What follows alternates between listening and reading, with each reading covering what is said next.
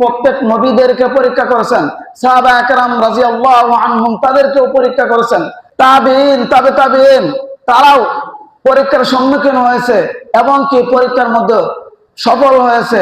হযরত ইব্রাহিম আলাইহিস সালামকে পরীক্ষা করা হয়েছে, তিনিও সফল হয়েছে। হযরত ইসমাঈল আলাইহিস সালামকে পরীক্ষা করা হয়েছে, তিনিও সফল হয়েছে। হযরত নূহ আলাইহিস সালামকে পরীক্ষা করা হয়েছে, তিনিও সফল হয়েছে। হযরত ঈসা আলাইহিস সালামকে পরীক্ষা করা হয়েছে, তিনিও সফল হয়েছে। হযরত জাকারিয়া আলাইহিস সালামকে পরীক্ষা করা হয়েছে, তিনিও সফল হয়েছে।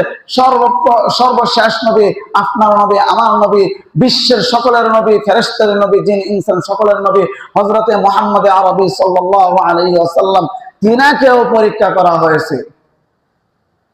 কিন্তু দুঃখের বিষয়, তিনার উম্মত আমরা, আমাদের উপর যদি কোনো পরীক্ষা আসে আমরা মন খারাপ করে ফেলি, আমাদের মন ভেঙে যায়। এটা আমাদের দুর্বল ঈমান।